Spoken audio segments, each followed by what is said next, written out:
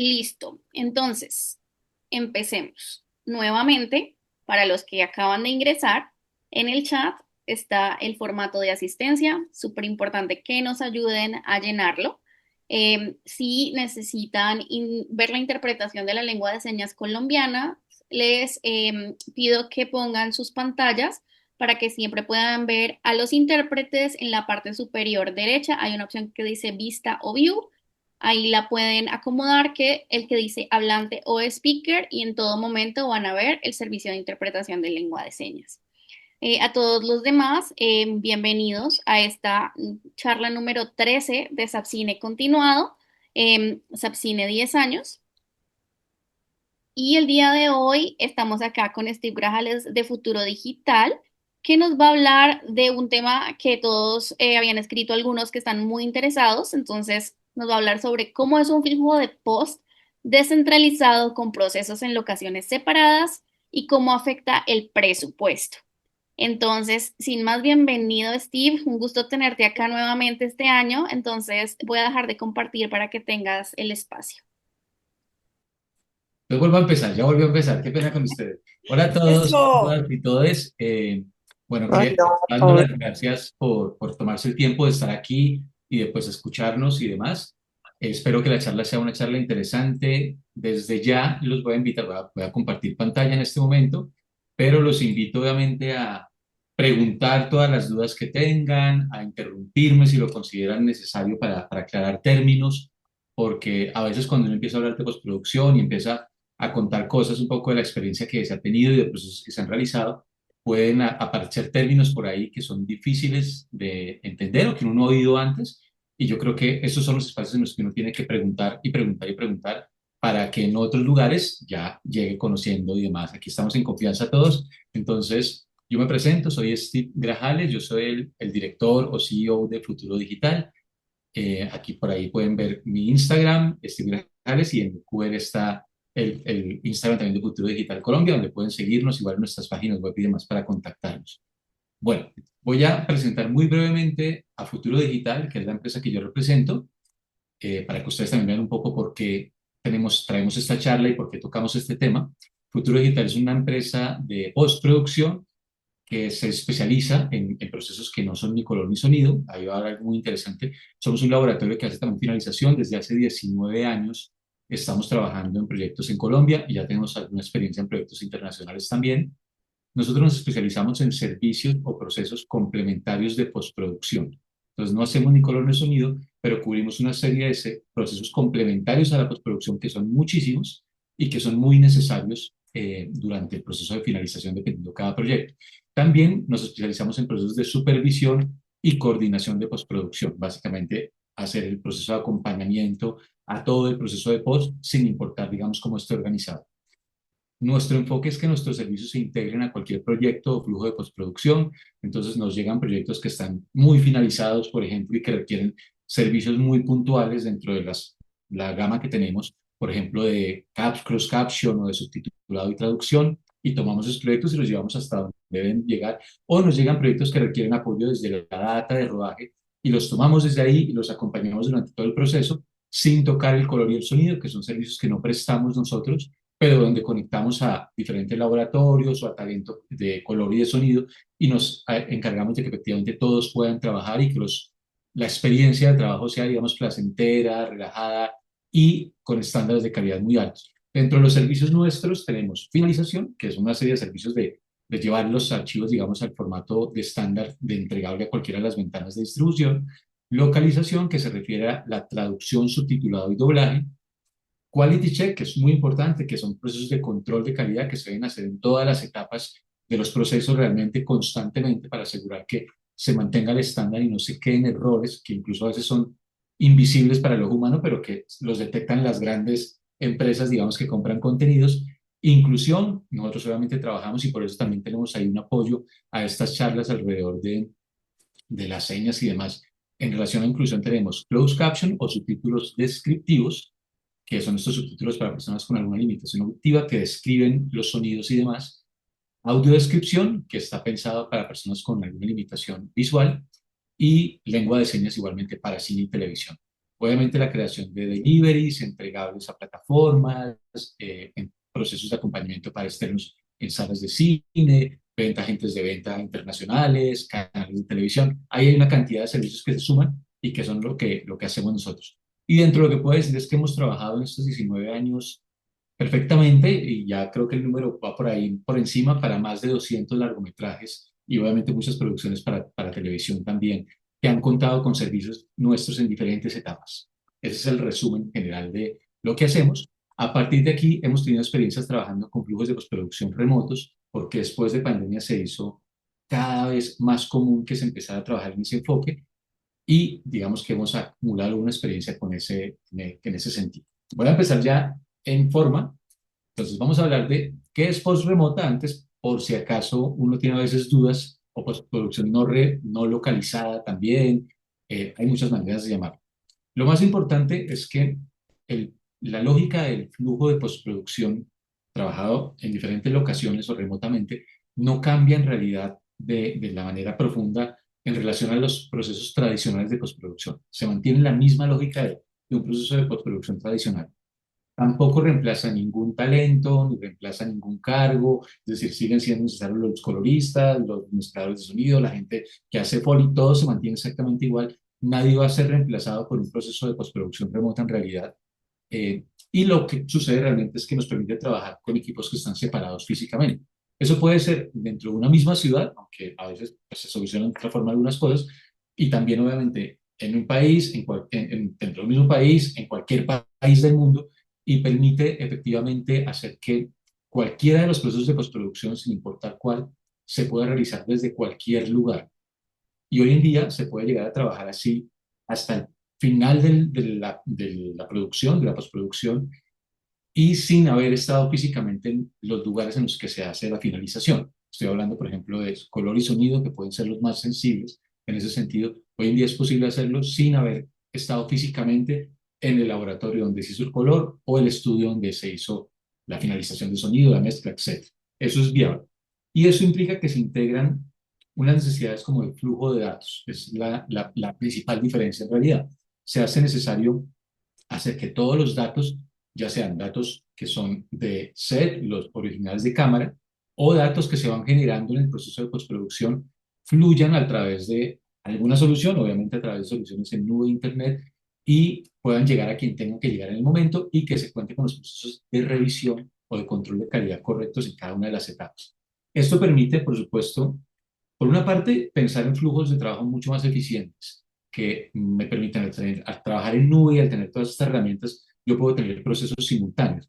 Esta es una de las fortalezas que puede tener la lógica de la postproducción remota y es que yo podría pensar en que trabajen muchos, por ejemplo, montajistas en un mismo proyecto simultáneamente o que se vaya avanzando en la finalización, el montaje de un proyecto, en el montaje, perdón, de un proyecto y que se haga un picture log parcial para que empiecen a trabajar color y sonido sobre una sección ya finalizada y se trabaje, digamos, simultáneamente muchas personas en un mismo proyecto a la vez y los tiempos sean más cortos y probablemente se consigan más eficiencias. Eso es una de las ventajas que trae el proceso de postproducción remota.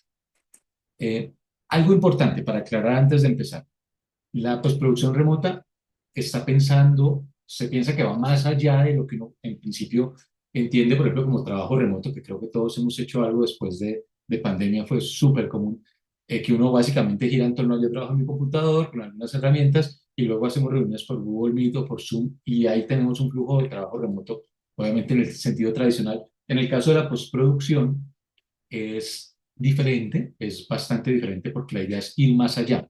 Y lo que buscamos es que el diseño de todo el proceso de la postproducción mantenga altísimos niveles de calidad, sea eficiente y se sienta, digamos, para el productor o el director que tienen que estar trabajando en el proyecto, igual a un flujo de trabajo tradicional. Ellos sientan la misma tranquilidad que sienten cuando van a trabajar al laboratorio de color o cuando van a trabajar con un sonidista o cualquiera de las etapas o montajista, que se sienta exactamente igual y no haya diferencias, digamos, que no se sienta tan distinto, es parte del objetivo.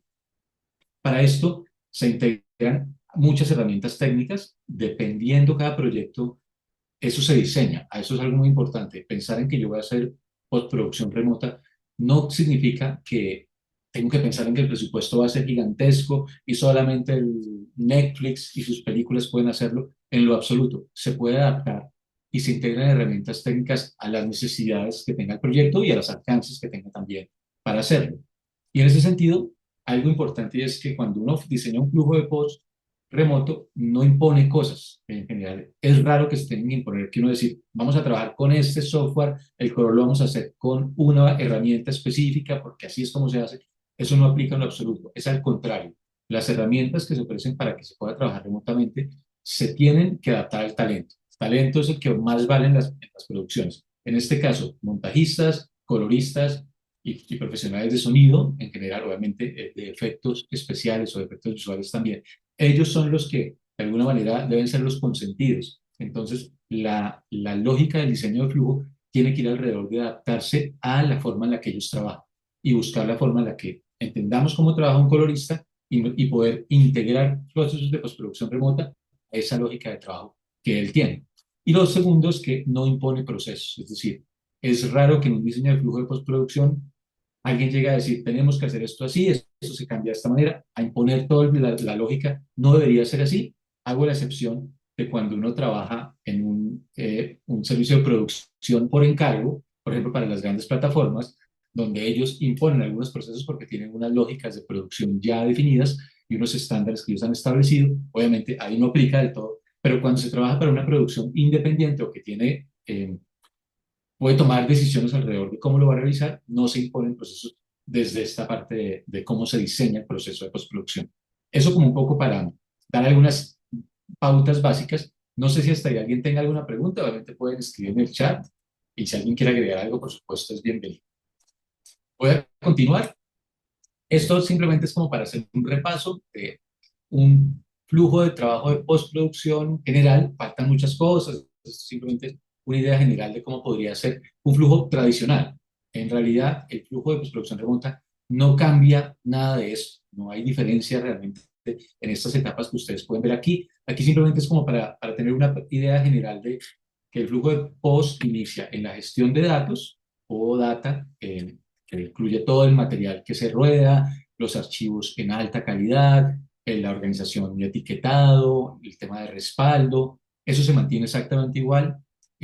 Obviamente, después vamos a considerar el proceso de montaje, que ya les voy a contar cómo aplica en este caso, efectos visuales, el proceso de color, el proceso de sonido, que incluye un montón, y los procesos de entrega final, que son donde se hacen, digamos, ahí donde nosotros más trabajamos formalmente y es donde se hacen procesos para preparar el material para diferentes territorios, para diferentes ventanas de distribución, con diferentes estándares de calidad, etc. Este es el flujo de post simplemente para tenerlo como presente, como recordar un poco el proceso y nuevamente resalto que realmente en el fondo no va a cambiar. Van a cambiar algunos métodos para llevar algunos procesos, pero la lógica se mantiene exactamente igual. Esta era un resumen, no es necesario que lo revisemos detalladamente. Voy a pasar ahora sí como al tema puramente del flujo. Hay unos aspectos claves del flujo de postproducción y es que cuando trabajo remotamente, un factor clave es que el manejo de toda la data o los archivos que genera una producción se vuelven híbridos. Híbridos quiere decir que se manejan localmente, como siempre se ha hecho, y también en nube. Aquí yo resalto eso mucho como un aspecto clave porque cuando yo pienso en trabajar remotamente y digo voy a subir todo el material a nube y armamos una estrategia para que eso se vaya a nube, incluso material digamos de un tamaño muy grande cuando son los archivos originales de rodaje o los originales de cámara, entonces, cuando uno piensa en eso, mucha gente dice como, bueno, entonces no hacemos tantas copias físicas, vamos a dejar esto menos, le paramos menos atención a ese aspecto porque vamos a tener copia en nube y en lo absoluto. La copia híbrida implica que localmente se mantengan los mismos estándares de seguridad, la misma cantidad de copias, la misma lógica ideal de tener por lo menos dos copias en discos, tal vez una copia en un formato diferente como una cinta LTO, que es un formato de respaldo, y le sumamos la nube para que nos sirva para trabajo remotamente, para que todos puedan tener acceso, pero no es formalmente, no implica que haya grandes cambios en la forma en la que se manejan los archivos en set o como trabaja el DIT, que es quien se encarga, digamos, del manejo de data en rodaje. Eso no debería tener mayores cambios. Uno podría llegar a pensar en algún cambio dependiendo la agilidad con la que los archivos se lleven a nube, podría uno considerar alguna diferencia, pero tendría que ser algo muy bien planeado y muy bien diseñado. En principio, eso lo resalto que no cambia tanto. Una cosa importante, también muy clave, es que lo que se busca es que se pueda seguir trabajando con la lógica del trabajo conjunto. Es decir, las sesiones de trabajo, sea en cualquiera de las etapas, montaje, color o sonido, que requieran que esté allí el director o esté la persona encargada de fotografía o esté cualquiera de los encargados, guionista, etcétera, deben tener la lógica de que se puede seguir trabajando en conjunto independientemente de que estemos en países distintos. Y ahí surge un concepto y es la baja latencia. La baja latencia es una forma técnica de decir que es en tiempo real, que yo no sienta que algo sucede y yo me demoro en verlo. Y digamos que eso hace que el proceso no se sienta tan fluido, especialmente cuando están haciendo ajustes sobre un archivo en el cual se está editando. Si yo no siento esos ajustes de manera muy rápida, hace que el trabajo se vuelva como un poquito frustrante. Eso es muy importante. Y por último, que el proceso de revisión o visualización o control, etcétera, se realiza con las mismas estándares, iguales o muy cercanos a la experiencia que se tendría si yo estuviera sentado en la sala de color o en la sala de sonido. Hay formas para solucionar eso hoy en día, muchas, no son hipercostosas y eso es otro aspecto clave. Es decir, cuando yo trabajo remotamente, así yo nunca vaya al estudio, al laboratorio de color, al estudio de color, mi revisión va en el diseño a ser muy parecida a si estuviera allí físicamente. Eso es súper importante. Esos son los aspectos claves a considerar. Ahora voy a entrar un poquito en detalle respecto a cada punto. Voy a hablar de data, voy a hablar ya de procesos de montaje, de procesos de color, procesos de sonido y un tema ya como de conclusión general.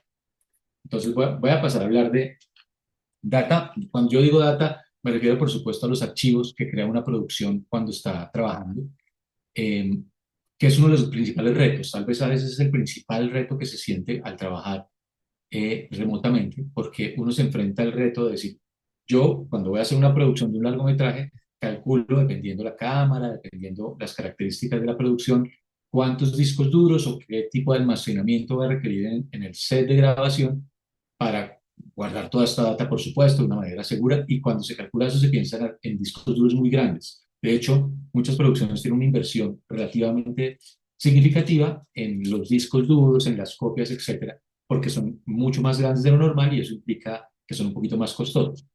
Eh, entonces, aquí viene un tema importante. La primera parte es que el proceso en set sigue siendo igual. Seguimos haciendo una copia, el DIT o la persona encargada del manejo de los datos en set va a trabajar exactamente igual, es mantendrá su misma lógica. Ahí hay unas cosas que se pueden agregar que aquí puedo revisar más adelante, pero la lógica sigue siendo la misma. Seguimos pensando en la creación de proxies o archivos en baja, que como ustedes saben, los archivos en baja se utilizan para agilizar muchos procesos, especialmente pensando en el montaje, en revisiones, en procesos puntuales que se dan ahí y que incluso se pueden dar dentro del propio set de grabación y de manera automática con las soluciones de Frame.io, que es una de las herramientas que vamos a encontrar como viables. Ya les voy a contar algo sobre eso.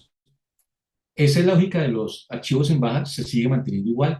Yo sigo generando archivos en baja para entregar a cualquiera de las partes y que es realmente una de las cosas más vitales para poder diseñar un flujo que funcione. Hay un tema nuevo y es que yo empiezo a pensar en generar proxies para color o archivos en baja para color. Eso es un concepto que es importante porque normalmente cuando yo genero archivos en baja pienso en formatos que son muy comprimidos para que el material pese menos y que funcione para visualización y demás, que es todo lo que se requiere. No tengo como grandes exigencias técnicas de cómo deben ser. Pero cuando yo voy a trabajar con un colorista, aparte de que yo le puedo enviar los archivos originales de la cámara, que son los archivos grandes, estamos hablando de 10 teras, 15 teras, 20 teras de material, es viable que yo a través de nube, con las herramientas adecuadas, suba ese material completamente y un colorista lo descargue todo y trabaje completamente con el material original sin ningún problema. Eso se puede hacer, es viable. Pero adicionalmente a eso, también se piensa en generar archivos en baja para color, donde lo importante es mantener una lógica coherente en la forma en la que se está trabajando la información de ese archivo de video. Por ejemplo, yo puedo grabar con una cámara especial y tengo un archivo que tiene un espacio de color específico, por ejemplo, logarítmico, que lo conocen como log normalmente, es un espacio de color puntualmente que usan algunos estándares de formatos de finalización. Mis originales de cámara son así en 6K, por decir algo, 6K es la resolución. Entonces son archivos muy grandes, con muchísima información de color ahí, un espacio de color específico. Y si yo quiero generar un archivo en baja para un colorista de ese material, lo que puedo pensar es, lo que va a ser baja va a ser la resolución, ya no vamos a hacer 6K, vamos a hacer 2K o un archivo Full HD, pero conservamos coherencia con el espacio de color logarítmico. Entonces, ese archivo en baja también lleva un espacio de color logarítmico y tratamos de que también se conserve la profundidad de color que trae el archivo original. Entonces uno puede pensar, por ejemplo, en crear archivos en baja logarítmicos con la profundidad de color del archivo original, reduciendo la resolución. Eso me permite tener una reducción importante del tamaño del material. Yo tengo que mover en nube, por ejemplo, y un colorista perfectamente podría trabajar la primera parte creativa y una parte importante del proceso de color sin acceder a uno de los originales de cámara. Por ejemplo, usando estas estrategias, muchos procesos inician color con archivos en baja, pongo las comillas, porque técnicamente no son realmente archivos en baja calidad cuando se comparan con lo que se acostumbra a conocer como un archivo en baja. Él inicia a trabajar con ellos porque son ágiles de descargar, entonces empieza el proceso desde apenas lo recibe y mientras tanto descarga los archivos grandes, realmente los originales de la grabación, para luego reemplazarlos, por ejemplo. O hay procesos en los que nunca lo reemplaza y ese reemplazo se hace en otra locación cuando ya finaliza y en esa locación se hacen otros procesos de control. Ahora, también existe la posibilidad de que desde el set de grabación, aquí aparecen algunas herramientas que ustedes ven en pantalla, como la herramienta de Blackmagic, y bueno, hay otras, y Frame.io, voy a nombrar sobre esas dos. Yo voy a intentar no nombrar tanto las palabras en inglés de software y demás que ustedes pueden ver en la presentación para facilitar la interpretación también. Estas herramientas de las que hablé permiten tener procesos, por ejemplo, en el caso de Blackmagic, ellos tienen una solución en nube a la que yo subo el material en baja, se puede trabajar montaje de manera simultánea, varios editores podrían trabajar sobre un mismo proyecto usando el almacenamiento en nube de ellos y finalizamos un proyecto, digamos, trabajando de manera conjunta allí. Y en el caso del segundo ejemplo, que es Frame.io, en el caso de ellos, ellos tienen soluciones para hacer subir material en baja desde el set. Ellos tienen un nombre para eso, en el que la cámara está grabando y automáticamente se está creando el archivo en baja y se sube a la nube. Puede ser incluso desde el set para que un montajista pueda empezar a trabajar virtualmente de forma inmediata mientras se rueda. Casi que ese es el objetivo que ellos tienen allí y es una solución que está conectada con esta lógica del flujo de remoto puntualmente. Y por último, cuando yo voy a manejar data y pienso en hacerlo, mezclo herramientas dependiendo de la necesidad. Uno mira cómo trabaja el proyecto, cómo trabaja el montajista, qué prefiere, qué herramientas utiliza y vemos cómo se usan y qué debemos mezclar para que todos puedan trabajar cómodamente, pero que la idea es que se mantenga como el acceso al material en todas las etapas. Ahora, continuando con el tema de datos, el almacenamiento en nube, aquí yo hago una aclaración y es que no es el de almacenamiento tradicional tipo Google o otras herramientas como Dropbox o algo similar. Aunque se pueden usar, hay proyectos que las usan y funcionan, porque si el proyecto le es práctico la solución y todos lo entienden y de alguna manera, digamos, soportan las limitaciones que tienen, porque tienen muchas, está perfecto. Y hay proyectos que se ajustan desde el punto de vista del presupuesto y usan herramientas que no son herramientas precisamente de nivel profesional para cine, por poner un ejemplo, pero que igualmente funcionan. Se pueden utilizar, aunque normalmente no es lo que se acostumbra. Ahí aparecen opciones mucho más especializadas. Aquí viene en la sección de transferencia algunos nombres que combinan almacenamiento en nube de altísima capacidad y mucho más económico. Cuando uno trabaja realmente con herramientas muy profesionales, se empieza a dar cuenta que es más barato que pagar un servicio de nube tradicional, en realidad, cuando uno lo está diseñando correctamente. Es decir, el valor por giga, que sería como una forma de medirlo, es más económico cuando se usan estas opciones profesionales que cuando se usa el sistema tradicional. Lo que tienen en contra es que no son tan fáciles de utilizar, no son tan amigables, como que uno instala un programita y ya todo sucede solo. A veces se necesita algún esfuerzo adicional y se requieren sumar herramientas extra para enviar archivos. que sean más rápidas, que tengan características de seguridad mayores y demás. Esa es una de las diferencias puntuales que puede llegar a impactar levemente el presupuesto, porque implica, digamos, un esfuerzo o pagar algunas herramientas adicionales en el proceso y ese almacenamiento en nube. Y hay soluciones que son muy interesantes porque funcionan, aunque yo tengo mi almacenamiento en nube muy parecido a Google Drive, donde yo tengo una carpeta que está en la nube, pero que yo veo como una carpeta en mi computador. No es la misma tecnología que usa en este caso Google, pero funcionan muy similar y me permiten que yo tenga acceso, por ejemplo, a todo el material en baja, pueda trabajar mi montaje y si yo necesito acceder a un archivo en alta, voy a la carpeta donde está almacenado todo y puedo jalar el archivo en alta que se va a descargar en ese momento, pero que funciona de una manera muy puntual porque es como tener un disco duro gigante conectado en nube que está en mi computador. Es diferente en la tecnología que utiliza detrás y en la velocidad cuando yo voy a descargar un archivo. Importante, obviamente, que alrededor de todo esto hay una necesidad mínima y es que el color, por ejemplo, puntualmente, que tal vez es el que más va a necesitar esto, necesita una conexión a Internet de buena velocidad. No tiene que ser súper poderosa, pero sí tiene que tener una buena conexión y tiene que conservar la necesidad de capacidad de almacenamiento de los archivos que va a descargar. Allí no cambia nada, cada quien tiene que conservar lo que normalmente necesitaba cuando uno trabaja en el flujo tradicional, digamos. Todo el mundo sigue necesitando lo mismo, guardar archivos en algún sitio, tener procesos de control de backups, todo igualito. Y lo único que se suma es una buena conexión a Internet, idealmente, para que todos podamos trabajar más tranquilamente, no sintamos problemas en el proceso. Y que se usan herramientas híbridas, quiere decir que uno siempre está pensando en que cada parte del proceso, el color, el sonido, el montajista, etcétera, tiene que tener sus copias, tiene que conservar todo como se ha hecho siempre. Y adicionalmente tenemos un proceso en el que entregan archivos finales o procesos de revisión y demás a través de nube o a través de otras herramientas. Eso es lo que cambia, es que empezamos a trabajar pensando también en que almacenamos algo en nube y usamos herramientas para conectarnos y poder trabajar virtualmente con otras personas que están en otra locación. No sé si alguien tenga alguna pregunta. Pueden levantar la mano o pueden ponerla en el chat si necesitan, pero no veo nada hasta el momento, Steve. Perfecto. Bueno, aquí yo simplemente estaba enfocado un poco en la principal.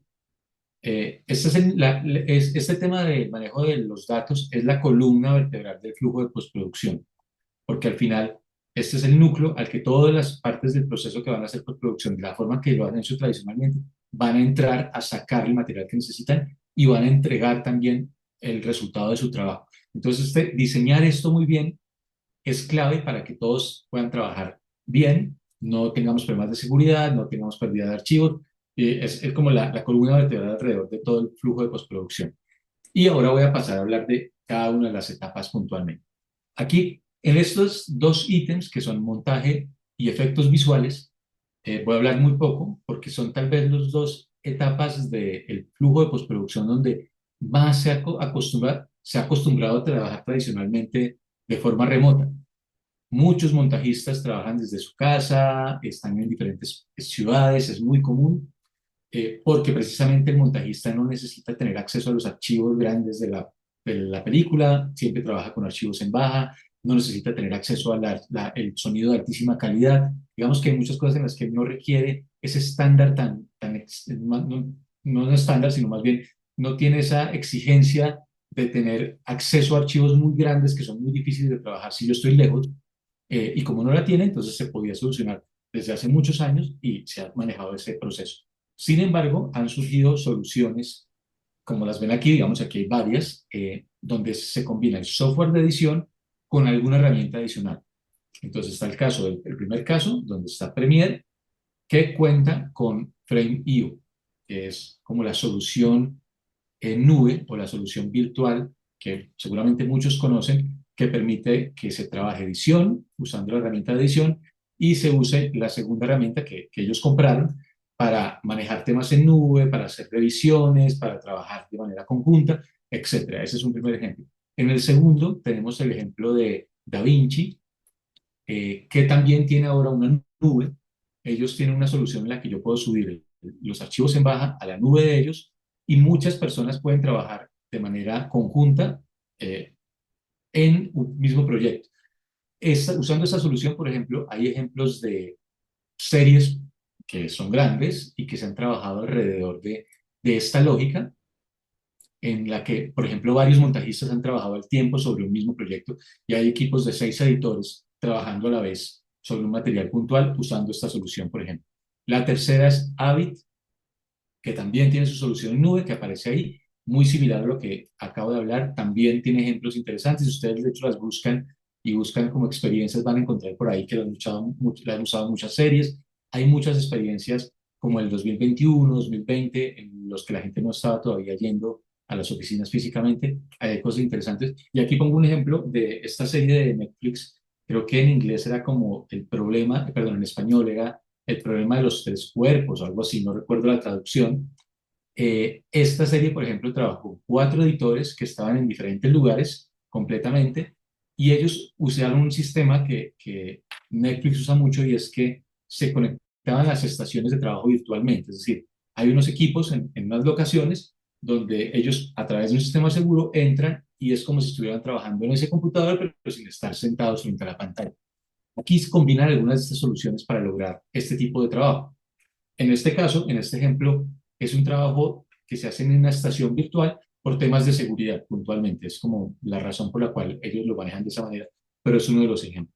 Y en el caso de los efectos visuales, hay muchísima experiencia y tampoco hay mucho por inventar porque ya se han hecho durante muchos años. Los efectos visuales, como ustedes saben, requieren para las películas que tienen un intensivo uso de efectos visuales muchos equipos que están en diferentes países constantemente, editan basados en tomas, en escenas puntuales, tiene una lógica detrás y hay muchas soluciones, ahí ven algunas, en las que se puede trabajar conjuntamente, se distribuyen tomas, planos, se unifica el contenido en un solo lugar y se trabajan con una solución de escritorios remotos o visualización remota puntualmente para hacer revisiones, para trabajar en equipos que no están físicamente en el lugar. Ahí hay mucho que ya está muy aprendido. De hecho, sé que en Sapcine hubo una charla sobre efectos visuales donde algo se habló del tema igualmente.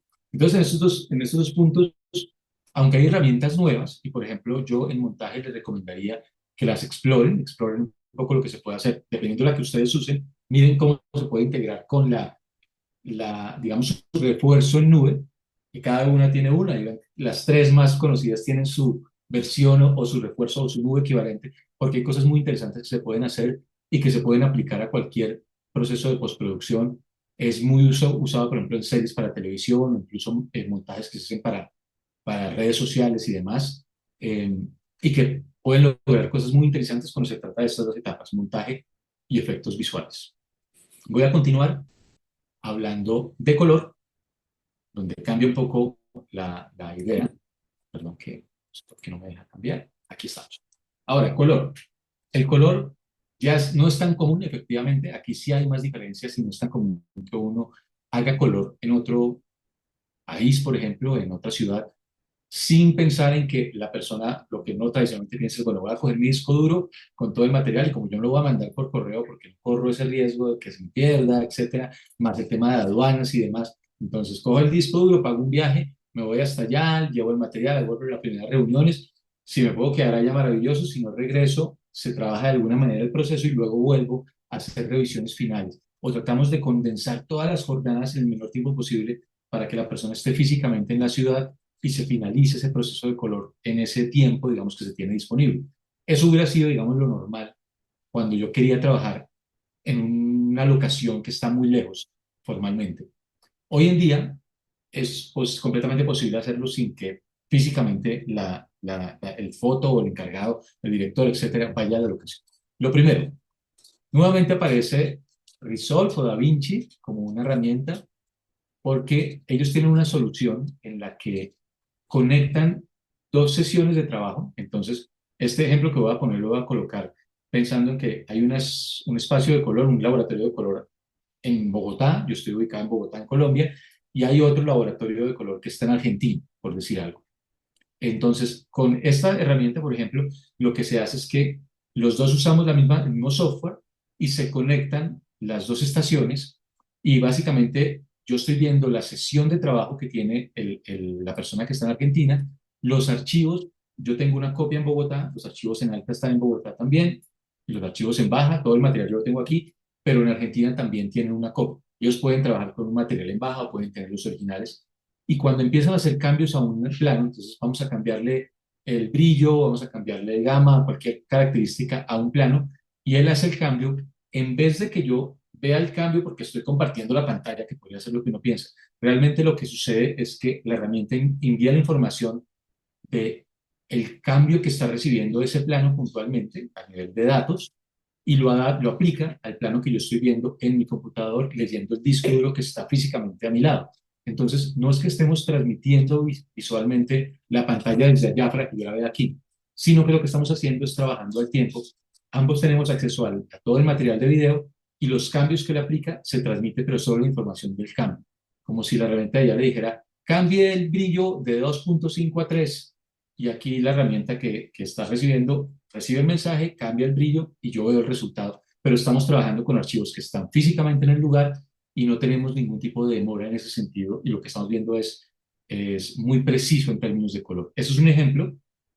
Hay otro, porque no siempre se usa esa herramienta o se hace de esa manera, y es que yo puedo usar sistemas de visualización eh, donde yo diría, el problema principal que yo tengo es que si yo estoy en mi casa con un monitor Samsung tradicional y el otro está en la sala de color con los monitores de altísima calidad calibrados, pues lo que él hace yo lo voy a ver diferente porque mi monitor no tiene esa posibilidad. Eso es cierto, sin duda.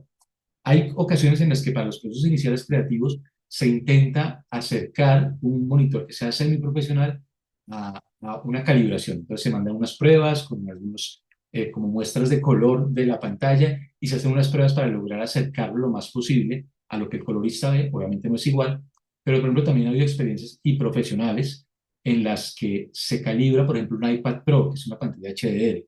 Entonces, pongo un ejemplo, hay una serie que estuvo en Sundance que se llama Frida, que es una producción importante, con un presupuesto importante, que usó ese sistema. Básicamente estaban en ciudades diferentes y la directora tenía un iPad calibrado, un iPad Pro calibrado, y así veía el proceso creativo del color desde una locación lejana.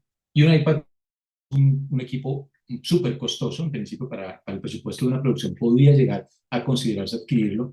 Se puede trabajar calibrando, haciendo unas pruebas, y hay de hecho software para que en ese proceso de compartir pantalla, la señal que se recibe sea una señal de alta calidad. Entonces, eso lo podríamos solucionar tanto en monitores profesionales como semiprofesionales y en otros que no se considerarían así, como un iPad Pro, por ejemplo.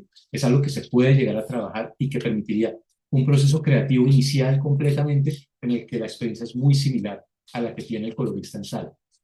Adicionalmente, como les decía, hay herramientas que permiten compartir pantalla. Eso es diferente al primer ejemplo que hacía con esta herramienta. Aquí es literalmente lo que yo hago cuando hago una reunión virtual y comparto pantalla como ustedes están viendo en este momento con la presentación, pero con la diferencia de que están pensadas en que esa señal que yo envío sea una señal que tenga estándares de calidad muy altos. Aquí voy a nombrar tres términos que son un poco más técnicos. Pueden transmitir señal en 4K, que es resolución de video, en 10 bits, que se refiere a la cantidad de información de color que está llevando esa señal de video, y en estándar HDR, que se refiere a, eso es un espacio de color puntualmente, que básicamente lleva mucha más información al receptor. Entonces, cuando yo logro transmitir una señal con esa característica y la recibo en un monitor que está calibrado, por ejemplo, pues el resultado es que voy a tener una experiencia muy cercana a lo que se ve si yo estuviera en la sala físicamente.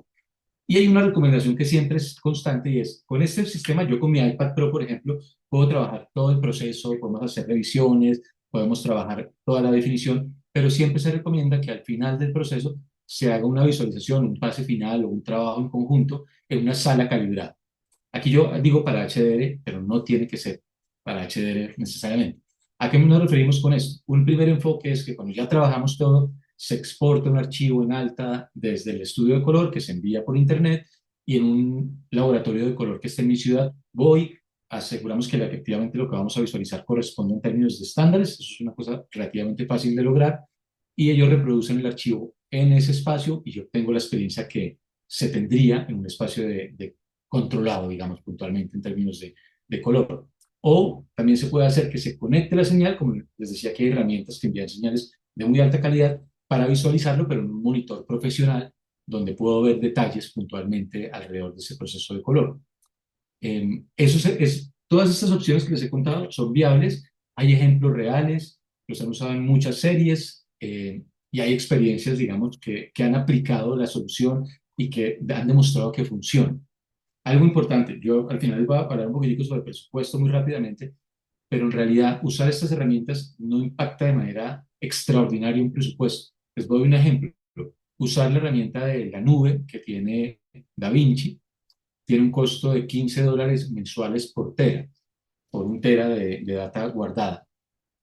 Si yo trabajo con archivos en baja, que es lo que seguramente voy a hacer usando esa herramienta, es muy difícil que mis archivos en baja pesen más de eso. Es decir, es muy difícil que yo pague $15 mensuales para usar una herramienta como esa, por ejemplo. Y si tengo un equipo de muchas personas, por cada uno voy a pagar $15, pero al final, si ustedes lo comparan con el presupuesto de una producción de un largometraje, terminan siendo realmente costos que son mínimos y que no van a ser un cambio significativo en la planeación que yo tengo del proyecto.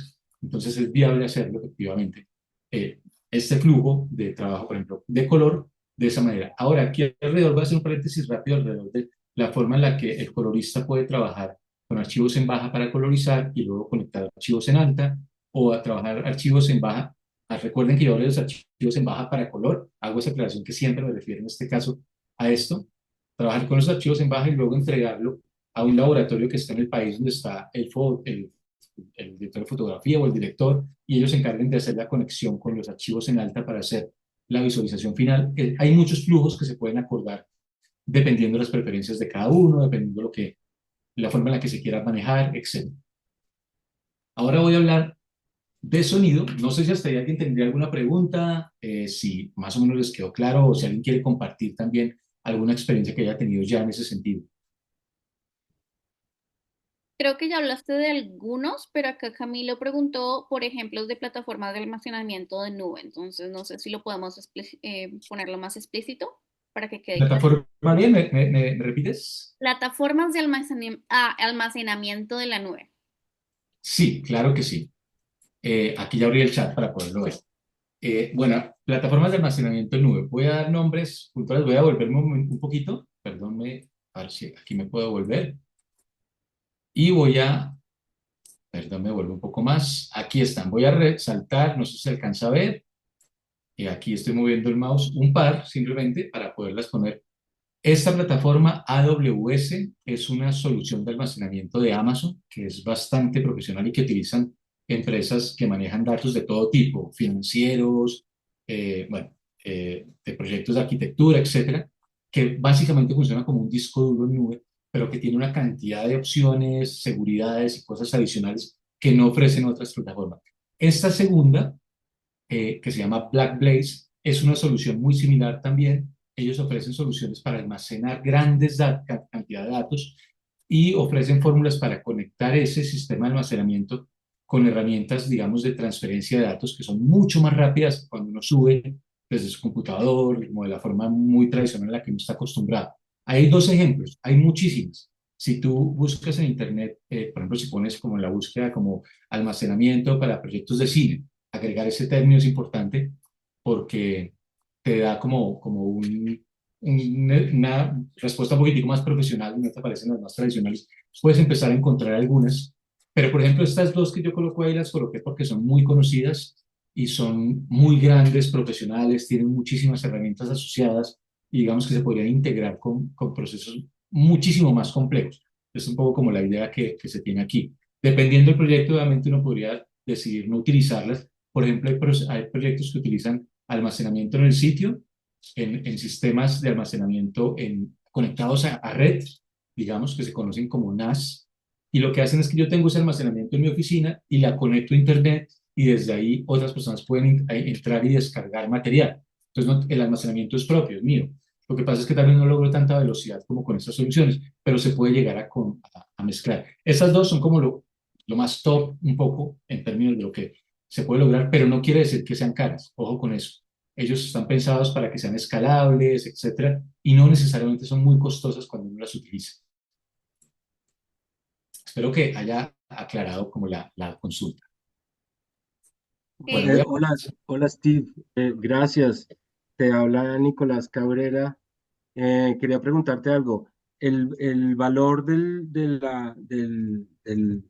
trabajo de colorización y de conformado de un proyecto que fue grabado en 8K es diferente o qué tan diferente es del conformado de un proyecto que es grabado, por ejemplo, en 4K o en 2K. ¿Eso varía?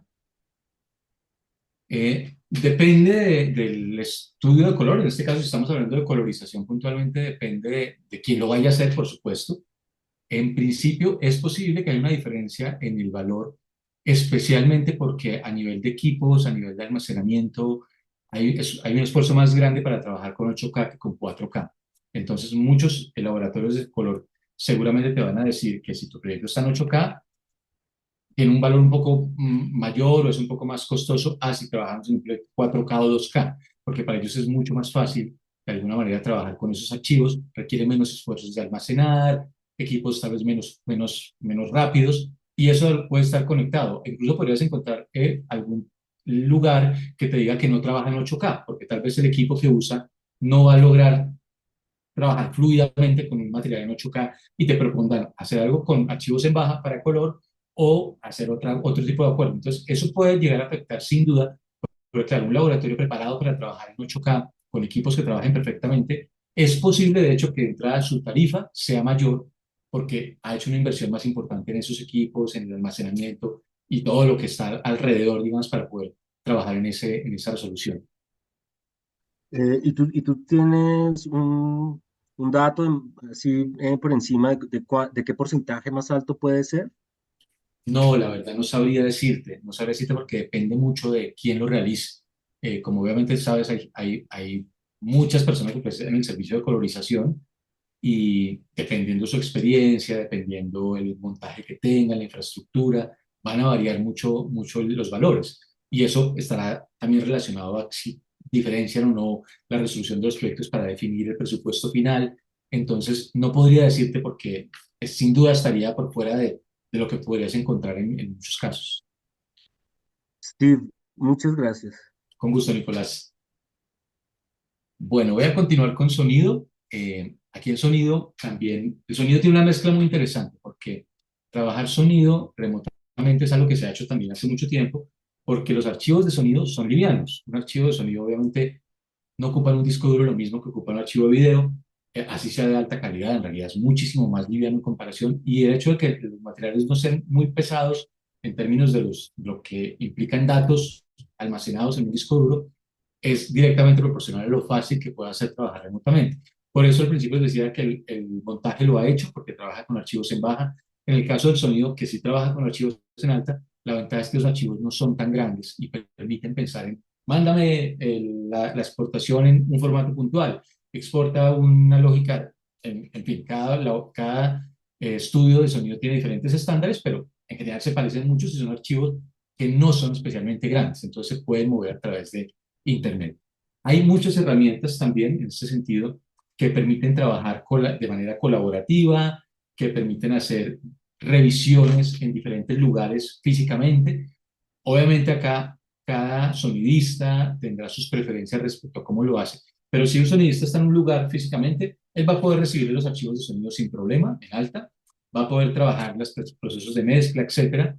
Y para la revisión, si es que la persona que va a hacer la revisión está en otro lugar y no puede acercarse al estudio, que es lo que estamos poniendo de ejemplo, entonces él pondrá como sus ideales. Algunos podrán decir, no, mira, estos audífonos que te van a ofrecer estas características te pueden funcionar para oírlo, o te va a pedir un estándar mínimo, con un montaje 5.1 al menos básico para hacer las primeras pruebas, y luego te pedirá seguramente unas revisiones en una sala calibrada. Ya voy a hablar un poco del tema de la calibración, pero el sonidista podrá establecer de acuerdo a la forma en la que se va a trabajar el proyecto, él más o menos cómo sugiere que se pudiera hacer ese acompañamiento durante la mezcla para que la persona que esté interesada pueda oír el material y de qué forma podría hacerlo en su casa, dependiendo que se esté mezclando. Por ejemplo, en Atmos, que es un estándar de sonido, uno puede conseguir parlantes y demás caseros que en teoría logran, como es un estándar, el parlante va a lograr simular muchas cosas, no es lo mismo que estar en una sala profesional por supuesto, pero se puede acercar y también hay audífonos que tienen esas funciones. Entonces se puede lograr de alguna manera ese proceso. Aquí es donde, aunque es muy fácil llevar los archivos, lo que se hace cada vez más necesario y donde no se cede del todo el proceso porque no se logra la misma experiencia. Si yo estoy en mi casa, así tengo un sistema de sonido que sea bueno, no es la misma experiencia que se tiene en un estudio de grabación, en un estudio de sonido. Entonces, donde más se requiere hacer verificaciones en un lugar calibrado. Calibrado se refiere a que se aseguren, esto lo hablan los sonidistas entre sí en su lenguaje, que el nivel de decibeles de las dos salas es el mismo, que hay unos estándares similares, hay una serie de cosas que se tienen que tener en cuenta para que la experiencia efectivamente sea igual y que manejen unos estándares en términos de cómo están haciendo la mezcla y lo que puede recibir el otro lugar igual. Eso es mucho más importante aquí, pero es algo muy fácil de solucionar. Casi todas las ciudades principales se consiguen estudios que tienen estándares, que tienen experiencia. Y lo que hay interesante es que hay herramientas que permiten hacer la conexión entre las dos salas, logrando una experiencia con una señal de sonido prácticamente igual, sino igual. Aquí hay una herramienta que voy a resaltar que se llama Source Connect, que es muy conocida. Creo que los sonidistas pues, y los profesionales lo han usado desde hace mucho tiempo para hacer procesos. Aquí yo hablo de los ADR, que estos básicamente son las grabaciones de audio que se hacen en estudio para reemplazar voces o sonidos que no se pudieron captar bien en el momento de grabación y también para hacer procesos de grabación remotamente.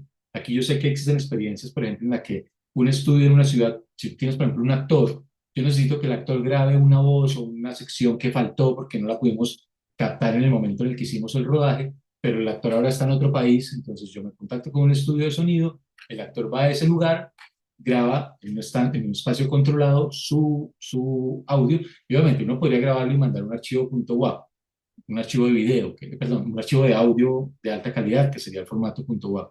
Pero también, si yo, por ejemplo, quiero estar presente como director, entonces yo puedo ir a un estudio y hacemos una conexión entre los dos y yo puedo estar como si estuviera físicamente allí, ver el proceso, oír el resultado, con la misma calidad y demás que se obtiene, digamos, al conectar los dos procesos. Bueno, con esa información te decía, ya uno empieza a pensar alrededor del presupuesto, qué posibilidades hay. Como que se empieza a diseñar un poco esa idea de cómo se va a organizar. Yo recomiendo que se haga en el proceso, si tú ya tienes rodaje, bueno, ahí ya se puede tener mucha información, y si no, uno puede hablar con la persona, el foto o la persona encargada de edite o algo similar para entender un poco las necesidades que puede tener. Entonces, no se puede dar la respuesta específica, hay que tener esa información como para poder diseñarlo pero es viable sin duda. Aquí hay otra pregunta rápidamente que hace Lucía de Perú. ¿Cómo sabes, cómo sabes, ya iniciamos nuestra post, que nos recomiendas para mejorar nuestro flujo, color, efectos visuales, subtítulos, audiodescripción, conformado en Colombia, post de sonido y composición musical en Perú y mezcla y masterización en Argentina? Perfecto. Aquí veo que vas a hacer color y efectos visuales en Colombia, sonido en Perú para simplificar, y la mezcla y masterización en Argentina. Muy bien, esto se podría solucionar básicamente, podríamos solucionarlo únicamente trabajando en nubes, es decir, asegurando que a través de nubes se envíen los archivos.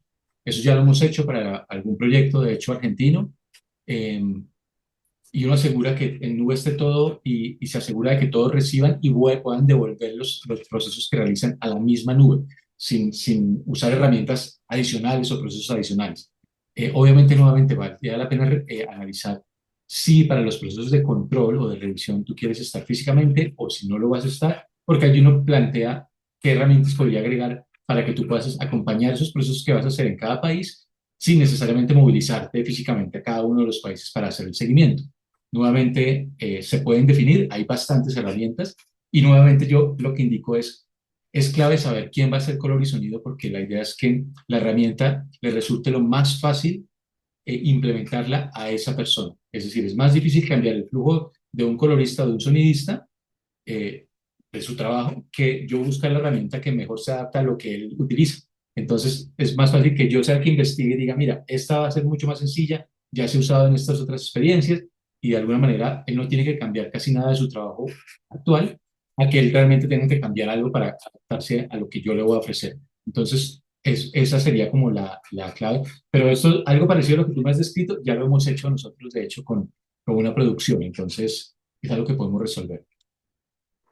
Bueno, voy a finalizar aquí rápidamente Las ventajas que tiene el flujo de trabajo remoto, obviamente permite que sean más ágiles. Por ejemplo, hay series o proyectos que tienen muchos países y que tienen muchos montajistas y que tienen una lógica puntual, entonces piensan en el trabajo simultáneo y utilizan una ventaja y es que trabajan en equipos 24/7. Entonces tienes a alguien que está en América haciendo algo y él se va a dormir y entonces hay un equipo que empieza a trabajar en Europa. Cuando los de la América duermen, en Europa empiezan a trabajar y se suman equipos de esa manera para lograr trabajos 24/7, cada quien en su zona horaria, digamos, con cierta comodidad y se pueden coordinar para que sea mucho más ágil el proceso de finalización de proyectos. Ese es un ejemplo. Obviamente pueden optimizar presupuesto. ¿Y por qué lo pueden optimizar? Porque obviamente puedo escoger el talento que me funcione mejor para mi presupuesto, pero también aquí se suma un poco el tema adicional de esos otros puntos, del talento y las posibilidades de colaboración.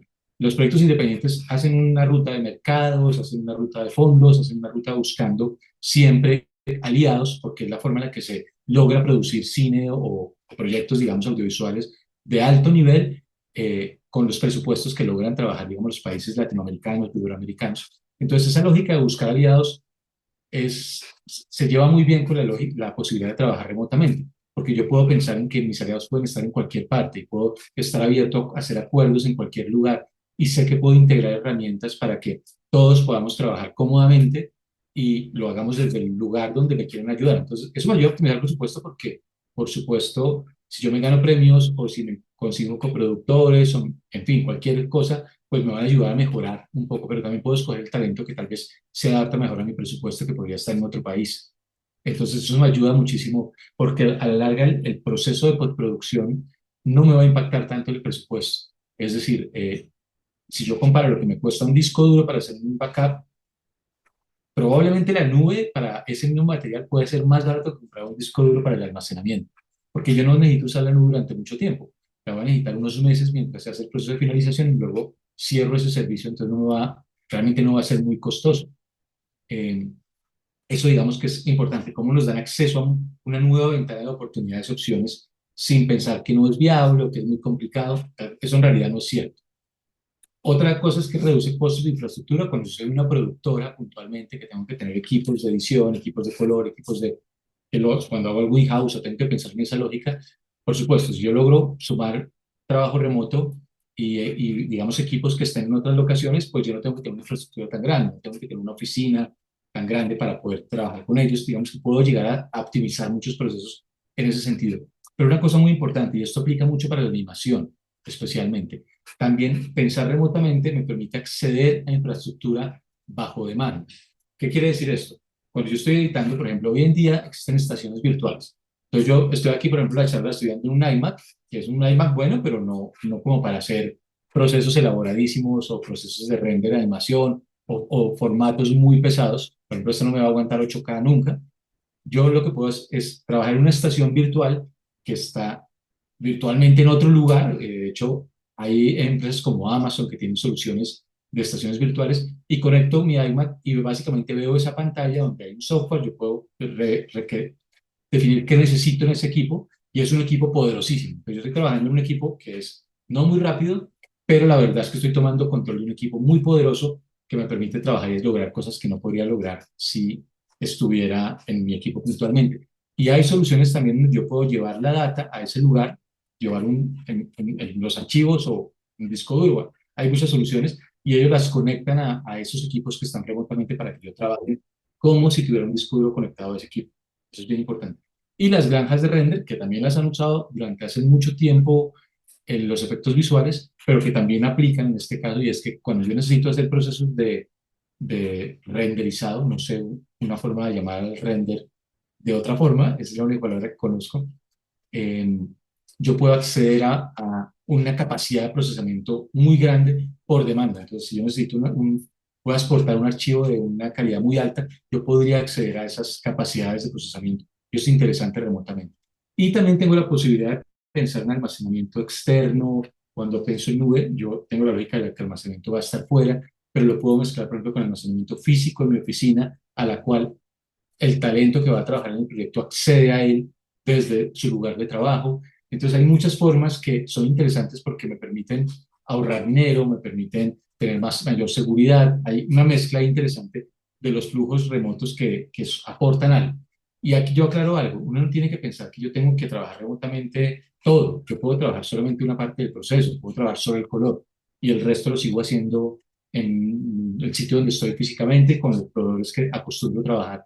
Entonces yo me puedo adaptar, el flujo remoto se puede adaptar a la necesidad que tenga el proyecto y puede, digamos, lograr cosas interesantes sin necesariamente uno lanzarse a hacer todo de esta manera. Por último, hay una cosa clave y es que cuando yo tengo un flujo de postproducción remoto, cuando tengo un flujo de postproducción de cualquier tipo, es clave, clave, clave, desde mi perspectiva, y la recomiendo muchísimo, tener a una persona que haga el trabajo del supervisor o coordinador de postproducción, porque obviamente es quien va a encargarse de que todo el proceso fluya, de que todo esté bien, de que todos tengan las cosas, de que se resuelvan los problemas. Pero cuando yo pienso en un flujo de postproducción remoto, es todavía más importante, porque en realidad esa persona va a encargarse, en principio, lo ideal es que se ayude a planear un poco el proceso en la etapa previa. Es decir, bueno, ¿cómo vamos a hacer? ¿Qué herramientas vamos a utilizar? Hagamos pruebas de velocidad, hagamos ciertas cosas que hay que preparar antes de empezar a trabajar. Adicionalmente tiene la visión global, entonces es alguien que debería tener como la idea, bueno, vamos a hacerlo de esta manera, en estas locaciones, y empieza a ver un poco como la visión general de cómo va a ser toda la postproducción del material, y tiene todos los procesos en la cabeza. Anticipa las dificultades. Si yo planeé correctamente y aparte ya tengo como claro cómo va a ser el proceso, pues yo ya sé más o menos qué problemas van a poder surgir. Entonces me puedo anticipar a ellos, puedo buscar formas para resolverlos, puedo, digamos que tengo muchas ventajas alrededor de eso, pero porque tengo y estoy pensando en ese tema de cómo a conectar a todo el mundo y coordinar ese proceso. Aparte, soy quien se asegura de que todo el mundo reciba y conecte los procesos correctamente y que entienda el idioma. Yo con el idioma me refiero a todos los términos raros que pueden surgir cuando uno habla con alguien en sonido, en color, desde la perspectiva técnica, que pueden surgir muchas cosas y pues un supervisor o coordinador de postproducción va a entender de qué están hablando y va a poder, digamos, entenderse directamente para encontrar fórmulas, para definir detalles y demás. Hace control de calidad, digamos, un supervisor normalmente en algún punto hace controles de calidad, revisa que todo el material esté bien y libera la carga del productor o del director. Entonces yo recomiendo mucho siempre que se piense en este cargo.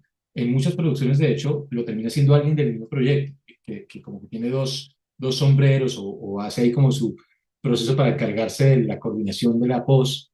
Eh, pero cuando se trabaja remotamente, yo sí recomiendo mucho que se piense en alguien que esté encargado de eso. Como, no tiene que ser experto necesariamente, pero sí tiene que tener como la disponibilidad del tiempo para aprender, para estar disponible, porque pueden surgir, digamos, más dudas en el proceso y si uno tiene mucha experiencia puede requerir más tiempo para resolverlas.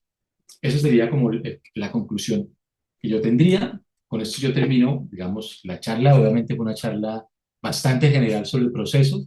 Yo quería como darles un poco el panorama general, hablarles de las posibilidades que tiene, pero lo más importante, desmitificar la idea de que yo tengo que estar físicamente en todos los lugares para poder llevar a buen final un proyecto.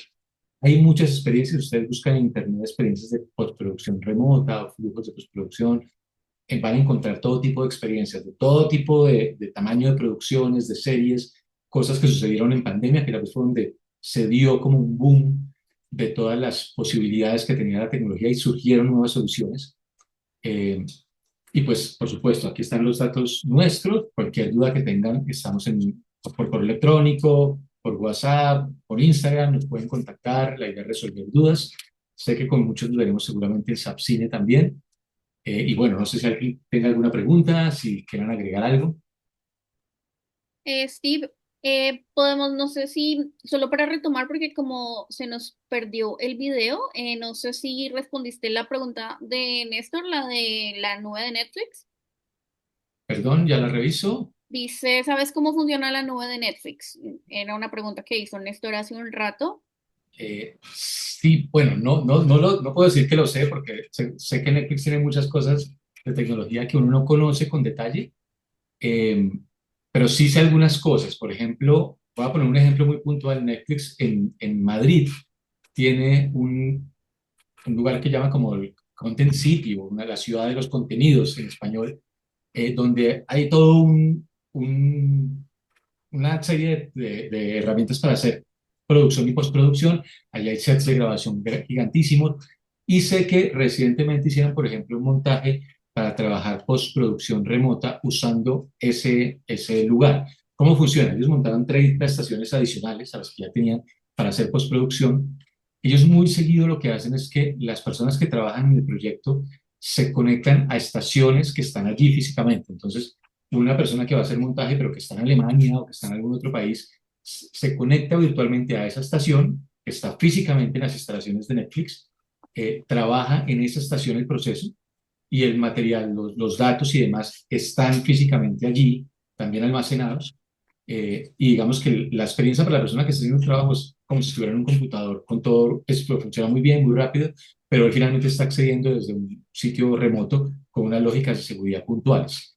Eh, Eso en términos de postproducción. Y Netflix también lanzó allí, alrededor de ese digamos, ese gran montaje que tienen en Madrid, una lógica de laboratorio de postproducción remoto, que es como el primero que hay en el mundo, que es una prueba para hacer procesos de conversión de archivos, procesos de preparación de material, una serie de cosas que se hacen remotamente y de manera como autónoma también alrededor de lo que Netflix requiere. Eso en términos de nube para, digamos, trabajo en postproducción. Aparte, obviamente, Netflix tiene su nube de archivos que uno visualiza, lo que uno ve en la plataforma cuando está viendo material, que es obviamente es una nube en todo el sentido de la palabra, porque son básicamente servidores que almacenan los contenidos y a los cuales uno accede cuando va a visualizar material. Allí podría hablar mucho tiempo y mucho sobre el tema porque es bien interesante el asunto, pero es bastante largo por la forma en la que funcionan los materiales que se guardan allí, cómo los consume uno, que es que una forma en la que se transmite esa información y las réplicas que hay a nivel mundial de ese material, porque ahí están muchos lugares físicamente para que uno pueda acceder a ellos. Eso que estoy diciendo, de hecho, lo tienen también los dos ejemplos que yo ponía ahorita cuando me preguntaban en sistemas de almacenamiento, esas soluciones también lo manejan. Por ejemplo, cuando yo coloco unos archivos en una nube que está en California para que alguien descargue, yo puedo hacer que ese material se replique automáticamente en Europa para que si quien va a descargar está en Europa, él no se conecte a California porque sería muy lento, sino que se conecte a Europa, a ese respaldo, y baje los archivos desde allá y sea mucho más rápido para él ese trabajo. Pero digamos que la nube de Netflix combina esas soluciones y de hecho puedo decir que Netflix trabaja con muchos proveedores, entre ellos uno de los que nombrábamos que era AWS, es uno de los proveedores de nube para las soluciones de Netflix. No sé si respondí la pregunta, porque ahí Netflix tiene muchas cosas que podrían hacer parte del tema, pero espero que más o menos hubiera dado alguna idea. Nos cuentas, Néstor, si te contestó la pregunta. No sé si todavía estás por acá. Sí, sí, muchas gracias, Steve, por la información y por aclarar. Pues es que vi hace poco como que habían lanzado una nube eh, para precisamente eso, que transcodificaban desde el set, ya generaban los metadatos y ya le entregaban a los departamentos de edición como todo el contenido preparadito para tener los estándares de ellos. Una última duda que me surgió.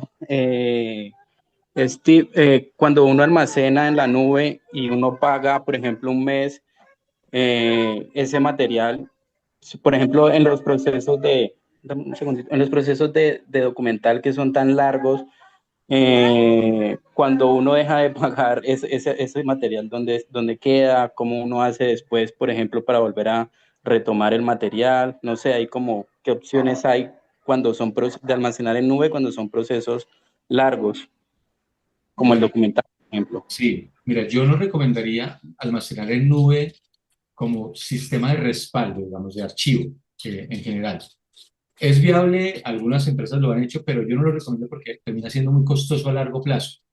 Entonces, hay otras soluciones para almacenar. Cuando uno, digamos, lo que quiere es que voy generando archivos y los voy guardando, pero aún no tengo que trabajar con muchas, es decir, no necesito que mucha gente tenga acceso a ese material simultáneamente, que es lo que pasa cuando uno empieza a hacer postproducción.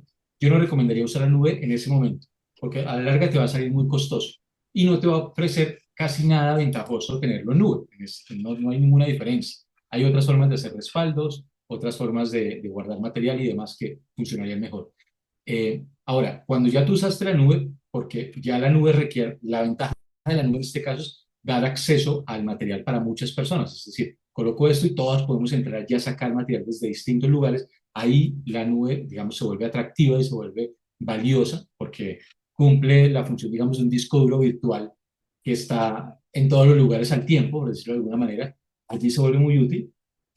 Dos recomendaciones, de hecho, de lo que tú dices. Si yo tengo material en nube y lo dejo de pagar, hay una cosa importante y es que no todas las nubes borran ese contenido en realidad.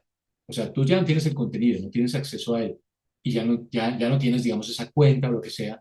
Entonces, para ti el material no existe, pero para las nubes a veces puede quedar por ahí, en discos duros, en algún lugar del mundo. Eso pasa hoy en día y ahí hay un tema de qué proveedor utiliza uno y qué sistema está utilizando que asegure que cuando tú borres el contenido, realmente se borre de los servidores. Digamos que hay soluciones que en ese sentido son mucho más estrictas que otras. Y dependiendo de los proyectos, uno tiene que considerar ese factor como de seguridad adicional para decidir cómo trabaja.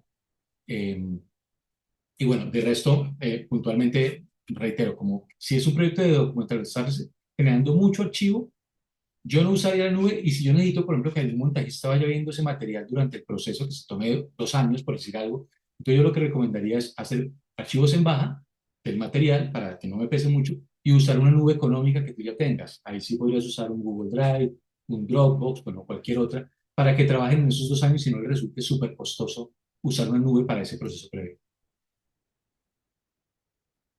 Listo. Em, Steve, pregunta acá, no sé si respondiste esta pregunta porque ahí fue que me caí. Eh, JFU pregunta, ¿cuál es software o plataformas recomendarían? Esa sí la respondiste, ¿verdad? Sí, Listo, sí, súper. así es. Y para terminar, entonces, por lo menos, porque no veo más preguntas acá, tengo una pregunta de Lucía que pregunta que si Futuro Digital dan el servicio de supervisión de postproducción. Sí, Lucía, nosotros tenemos el servicio de supervisión. Básicamente diseñamos, el servicio de supervisión nuestro está pensado en acompañar a la producción alrededor de diseñar ese proceso de flujo y hacer los procesos de control de calidad que requieran.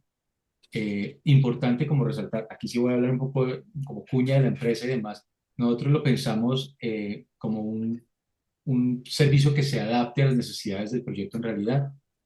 Dependiendo como tú tengas tu proyecto y el estado actual, uno puede iniciar el proceso de supervisión desde alguna etapa, incluso que ya esté avanzada, o puede enfocarlo de una manera puntual para hacer algo que no sea necesariamente una supervisión de postproducción en todo el sentido de la palabra, pero sí un acompañamiento al proceso de post. Depende, por supuesto, del proyecto y el estado en el que esté, nosotros nos adaptamos, pero para ser preciso, sí hacemos el proceso de supervisión, ayudamos a diseñar el proyecto y en nuestro enfoque, como nosotros no hacemos ni color ni sonido, lo que hacemos es trabajar acercando empresas, si es que tú tienes interés de conocer opciones de coloristas y de empresas de sonido que se suben al proyecto, o si ya tienes decidido quiénes van a ser las personas que van a trabajar en el proyecto, trabajando con ellos para analizar exactamente cómo se va a realizar el proceso, hasta dónde lleva el proyecto cada una de estas, digamos, empresas. Hay empresas, por ejemplo, especialmente en color pasa mucho, que ellos hacen color, pero también hacen parte del proceso de finalización y te entregan un producto final con créditos, con sonido, a partir de la mezcla que se realizó el sonido y un proyecto, digamos, en algún estándar.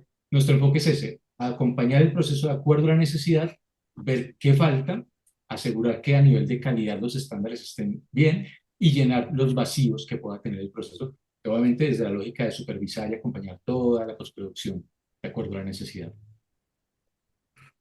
Súper. No sé si tenemos alguna pregunta extra. La pueden, nos queda espacio para una última. Si alguien necesita, ¿no? Ok.